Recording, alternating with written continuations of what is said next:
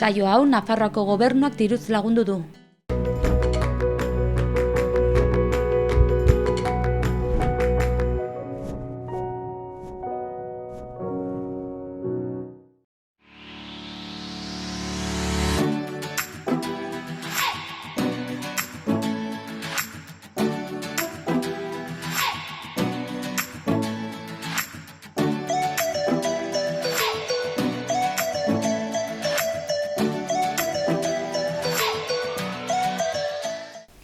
Arratsaldeon guztioi, gaur ostirala da, asteburua gertu daukagu, urriak 11 da, eta gaurko egunerako guk gonbidatu bat daukagu prestatuta. Izan ere, Inigo Martinez, haren euskaraz ekimenaren kidea etorriko da, prestatu duten ikastore bati buruz hitz egitera, baina momentuz beti bezala hasiko gara gaurko eguneko edukiekin.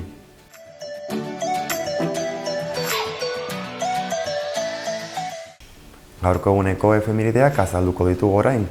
1755 urteko urriaren 11an Ewald Junger von Kleist, jakintsu eta klerigoak Leidenen botila deritzon esperimentu ospetsua aurkeztu zuen. Eta azkenik, mende bat geroago 1884ean Anna Eleanor Roosevelt estatuar idazle, diplomatika, giza eskubideen aldeko aktivista feminista izan zena jaio egin zen.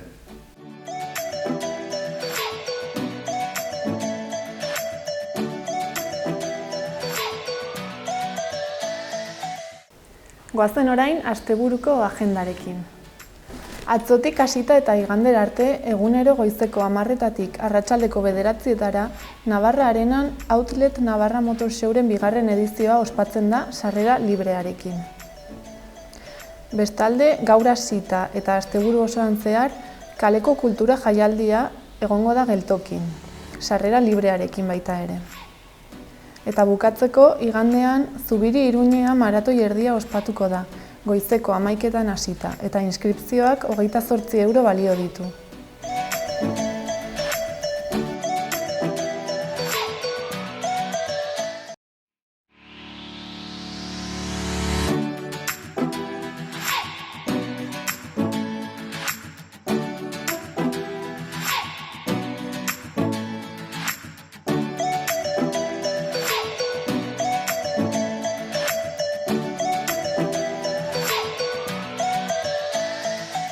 Goazen gaurko egunean, komunikabide nagusiek beren azal nagusietan zer kontatzen diguten aztertzera.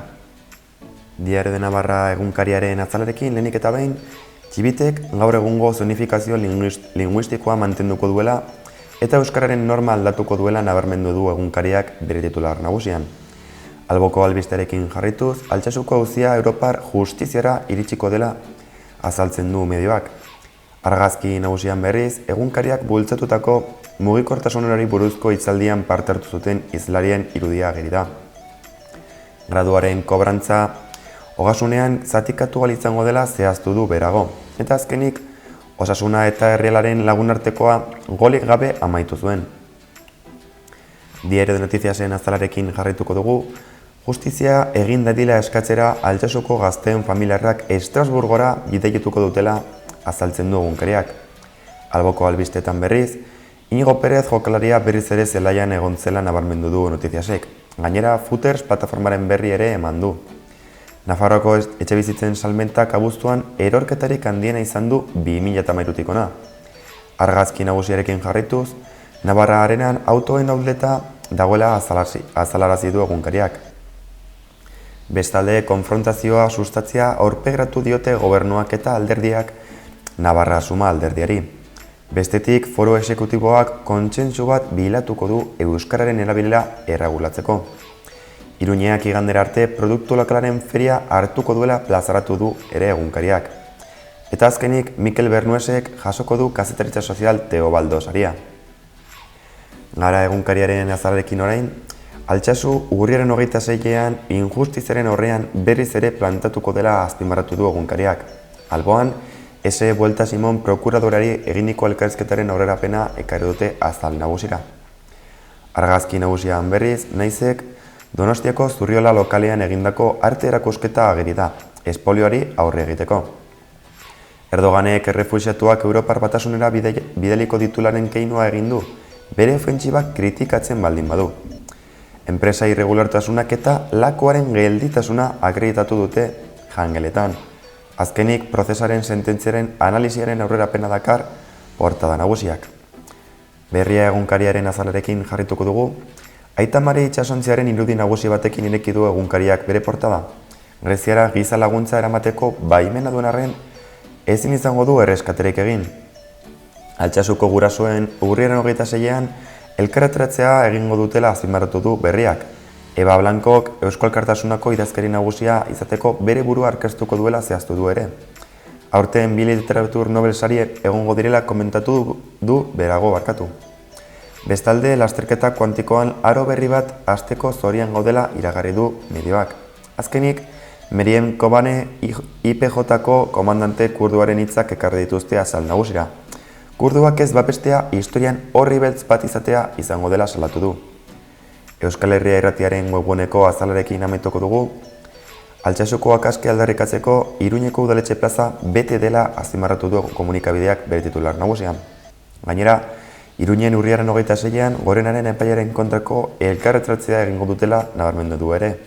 Azkenik, txibiteren hitzak ekarri dituzte azal nagusira. Gobernuak zonifikazioari eutsiko diola azaldu du presidenteak.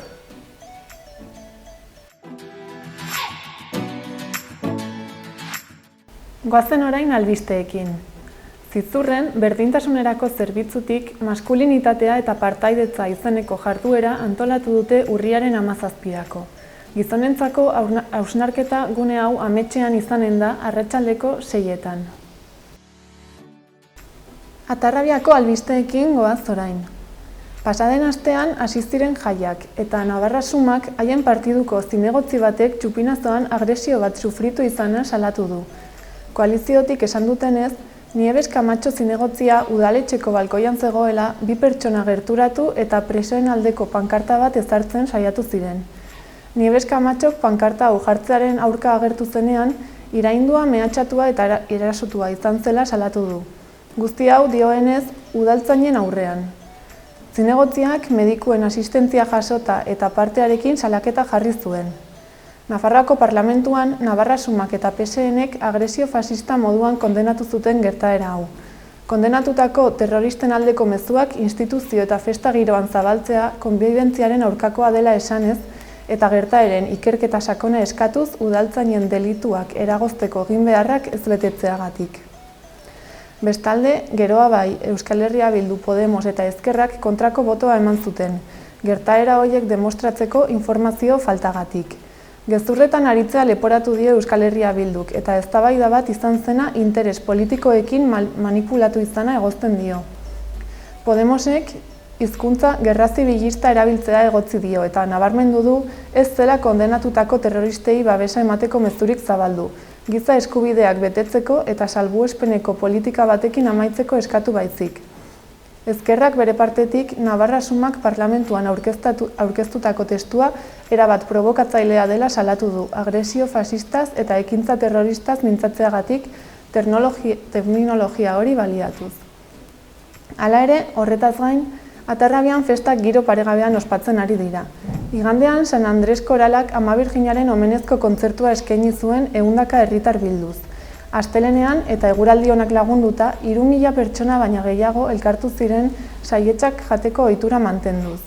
Eta gainera, aurtengo festetan, Kilikien konpartsak 8 figura berri aurkeztu ditu. 2014ean hasi ziren berritze lanekin eta aurtengo festetarako bukatu dituzte. Hori dela eta, sorpresa moduan 8 ordez 16 burua handi atera dituzte aurten, zaharrak eta berriak nahastuz txikienen gozamenerako. Bukatzeko, asteburura begira eta festen programazioaren barruan, jende guztiaren gustuak asetzeko ekitaldiak daude antolatuta igandera arte. Festak amaituko diren egunera arte hain zuzen. Iruñeako berriekin bukatuko dugu. Atzo arratsaldean, udaletxe plaza bete zen Altsasukoen askatasuna aldarrikatzeko. 100 pertsonek bat egin zuten gazte talde ezberdinek deitutako protestarekin. Epaitegi Gorenaren ebazpenaren aurrean Altsasuko gazteen askatasuna aldarrikatu zuten Iruñeko karriketan inprobisatutako manifestazioan, eta urriaren 26ko elkarretaratze erraldoian parte hartzeko deia luzatu zuten. Horretaz gain, Sanduzelaiko auzokideak ere kalera atera ziren apostu etxeen aurkako protesta eginez.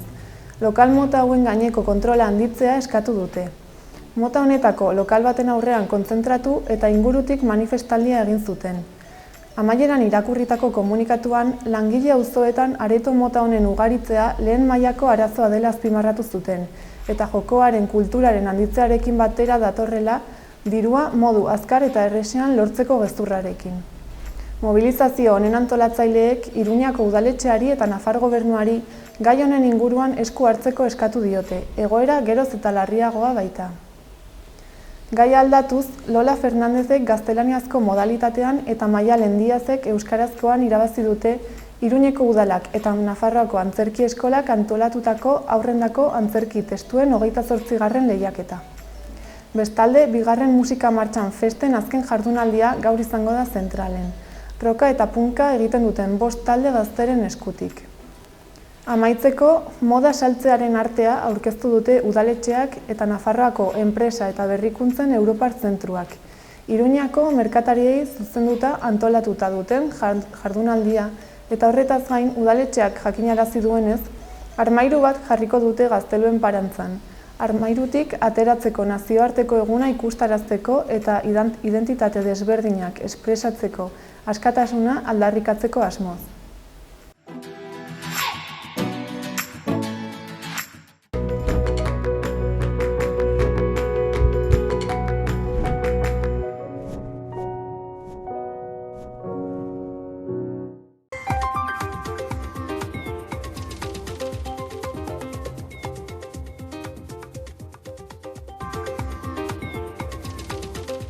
Goizeko lehen ordutan lanbroa eta lainoak izan arren, zerua laino gutxikin edo oskarbi geratuko da egunaren amaieran. Hego-ekialdeko haizea ahul-bizia ibiliko da bolada gogorrekin, temperatura maksimoak nabarmen igoko dira. Larun baten zerua lainotxo egongo da erdi mailako lainoak eta goi lainoak nagusituz. Egunaren amaieran zaparrada txikiren bat bota dezake. Hegoaldeko haizea ahula ibiliko da tarte biziekin, temperatura minimoak nahiko igoko dira eta maksimoan aldaketa handirik ez. Igande arratsaldean aldaketa batzuk iragarriko ditugu. Egunaren lehen zatian hego haizeak aginduko du eta giro argia eta epela izango dugu. Arratsaldean berriz, Kantauri isurialdean egoera aldatzen hasiko da, eguerdi partean hego haizeak ipar mendebaldekori emango dio paso eta temperaturaren igoera oztopatuko dugu. Gainera, itsasotik belainoak sartuko dira. Hegoaldean berriz giro eguzkitsua jarraipena izango du. Erratzun kanpin baztan oporretan deskantsatzeko eta ongi pasatzeko 4 izarretako kanpina. Ingurune zoragarrian eta lasaian. Hondarribi eta Donibane Loitzuneko hondartzetatik 3 ordu laurden eskaxera. Baztan kanpina 100 metro kuadroko 150 partzel esiak eta itzalarekin, apartamentoak eta bungalobak. Argindarra eta urez hornitutakoak. Heldu eta umentzako 2 igerileku, jolastoki, ostatu, jatetxe, supermerkatu, padelpista, petanka eta pinponarekin. Gainera uztaila eta abuztuan aurrendako animazio ere badago.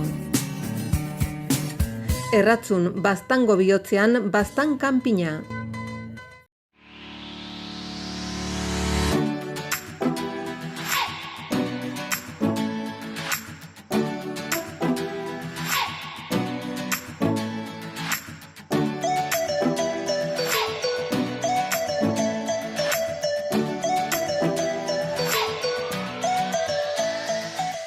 Magazinaren bigarren partera iritsi gara eta gure gaurko gonbidatuari paso emango diogu. Esan bezala, Iñigo Martinez etorri da Sarean Euskaraz ekimenetik.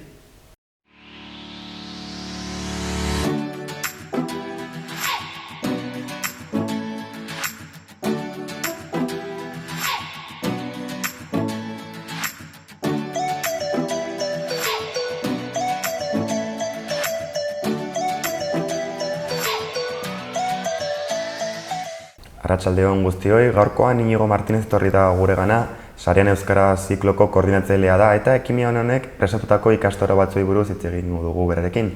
Arratsaldeon Iñigo, zer moduz? Oso ongi, zuri ere. Ja hemen pixkat astegura daukagu gertu, baina hala ere gauzak oraindik ere lanean egingo ditugu, ezta? Bai hori da, gaur berean lanean gaur arratsaldean bai. Bai, konta iguzu pixka bat ere jendeak ezagutzeko nik eta behin, zertan datzan Saren Euskaraz ekimen hau? Bai, Saren Euskaraz bi urteko bilbidea dauka eta teknologia berriak, IKT-ak, Euskaraz jorratzen dituen programa bada, Euskara bideak antolatuta. Eta noiz sortu zen programa hau zehatz mehatz? Hau duela 2 urte, antolatu zen Baluarten, abenduaren lehenean, 2017an, goiz bateko jardunaldi bat. Orduan izan zen batxillerreko ikaslei zuzenduta, eta nahi geneko arrakastatxo izan zen, 480 ikasle edo inguru parte hartu zuen, goiz osoko egitaragua zegoen, eta oso ongi funtzionatu zuen, ez arrakastatxo izan zuenez, iaz segida izan zuen, eta aurten urrian 29an 3. edizioa izango da. Edizio hauetan, kurtsoak inpartitzen dira edo ikastaroak edo... Bai, jardunaldi hauetan antolaketa honakoa da, badira 3 gune ezberdin, bakoitzak badu berezko egitaraua, gune batean euskarazko kultura digitalarekin zerikusia duten egitasmoen aurkezpen laburrak egiten dira, 5 minutukoak. Beste gune batean lantegiak egiten dira, 8 lantegi ezberdin, eta 3. gunea aurten erabileraren ingurukoa izanen dira bertan 2 hitzaldi, bata pribatutasunaren ingurukoa eta bestea online harremantzearen ingurukoa. Nolabait, jarraibideak emanez gazteei zaindu beharreko gauzak, zure burua zaintzeko eta besteak ere zaintzeko online harremantzen garelarik. Nortzuk aritzen zarete orokorrean proiektu hau aurrera eramateko lagunorakotasunean elkarrekin hitz egiten? Aipatu dudan bezala, Saren Euskaraz programa Euskara bideak antolatzen eta ordaintzen du, eta gero horren kudeaketa orain arte lizitazio bidez eragin enpresak egin du. Eskarmentua daukana gai honetan, ez zuzen ere guztionen aurrekaria izan zen 2012an Donostian Kursalen Sare izenpean antolatutako izan zen jardunaldi batzuk. Eta guri tokatzen zaigunez gauzatzea, egunerokoan badugu elkarlan zabal bat, IKT-en inguruan euskaraz, Euskal Herri mailan lan egiten duen hainbat. Azkenean ere, suporatzen dute hitz egin guzutela hainbat udalerriekin, lokalak prestatzeko, baita ere kurtsoak inpartitzeko duten ponenteekin, ezta? Bai, ikastaro zikloari dagokionez, kontu badan Baluarteko jardunaldi hori ikastetxeei zuzenduta dago eta haiek dira Baluartera datozenak, baina aurten Saren Euskaraz badu programak badu nobedade bat, eta da IKT-en inguruko 20 ikastaro ezberdin antolatu ditu, eta hauek 17 herri ezberdinetan izango dira. Eta biztan dena, elkarlana izan da 17 herri horietako udalekin, aretoetarako eta baita ere tokiko zabalkundearekin laguntzeko. Eta zen motatako ikasgaiak emango dira aurten? Bai, ziklo honetan 5 ikastaro mota ezberdin daude, eta bakoitza 4 bidera errepikatuko da. Beraz, guztira 20 ikastaro dira. Eta 5 ikastaro motak dira YouTuber izateko 1000 modu, 2. da robotikari buruzkoa, 3. da blog eta sare sozialen inguruan, eta izena du zergatik komunikatzen gara gaizki. 4. Pribatutasuna sarean izena dauka, eta hori zibera da. Eta azkenik 5. da musika sortu, nahaztu eta zabaltzeko aplikazioen inguruan. Gailu mugiko horretarako eta erabilterrezak. Gaurkotasun handia duten gaiak dira orokorrean hortengoak, ezta? Bai, 5 lantegiak, 5 ikastaroak oso interesgarriak dira, irakasleak edo ikastaro ematen dutenak, eskarmentua duen jendea, jende interesgarria da, eta bai, egia esateko gure ustez eskaintza potentea da, doainik da eta bueno, pues, eta gainera nolabait beti etxetik gertu baten bat tokatuko da gehienetan.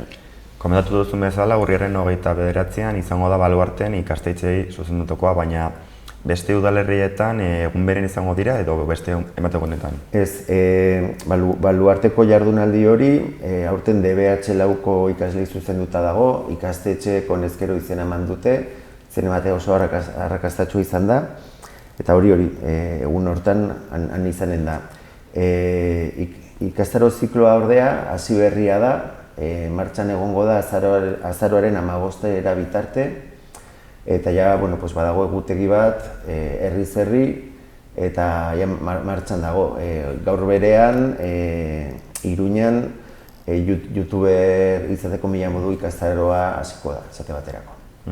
Jendeak apuntatzeko deialdia egin duzu? Bai, sareaneuskaraz.eus webgunean jasota dago ikastaroen inguruko informazio guztia, ikastaro mota bakoitzaren azalpena eta datak, baita inprimaki bat izena emateko.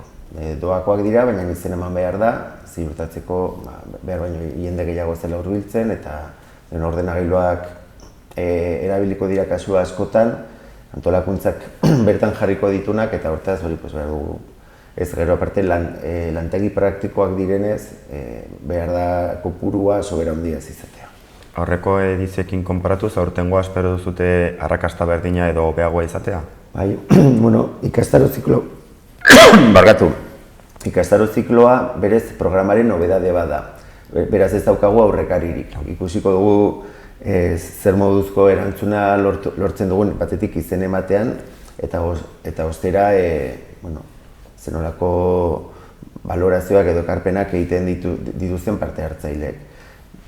Baluarteko jardunaldiari dagokionez, orain arte lehen aipatu bezala oso arrakastatsua izan da, eta aurten balorazioa euskara bideak gerora eginen du, eta ikastaroekin momentuz daukaguna da feedback ona interesa pizten ari direlako, ez bai maila ezberdinetan. Udalentzat pozgarria izan da iniziatiba eta orokorrean ere ikastaroen berri ematen ari den heinean, jendea ere interesa adierazten ari da. Ja, pixkat elkarrizketari amaiera emateagatik, Inigo, ez dakit beste zer komentatu niko zenukeen? Bai, bueno, nik animatuko nuke jendea izena emateko, iruditzen zait, aukera ona dela, oso interesgarriak dira bost ikastaroak, ikastaroak ematen dituztenak ere oso ongi egingo dute, bai ekarpen handia egingo dute, eta nire ustez aukera ederra da, doainik da, eta normalki euskaraz ez da izaten hainbesteko eskaintza, eta aukera ederra da, ez, probesteko. Mila esker Inigo gaur gurekin egoteagatik, espero dugu dena ondo joatea eta jendea ere animatzea zuk esandakoarekin, eta ikusiko dugu hurrengo hilabeteetan nolako prozesua izango duen ekimen honek.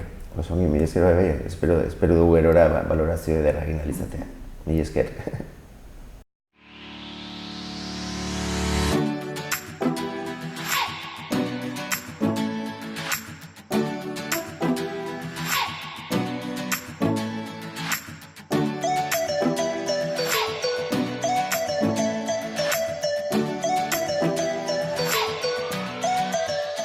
Amaitutzat emango dugu gaurkoz programa, mila esker gurekin egoteagatik. Orain Aterbeako jaien inguruko irudiekin utziko zaituztegu erraldoiak eta pilota partidu batekin, eta astelehenean itzuliko gara berti bezala. Mila esker eta asteburu ona pasa.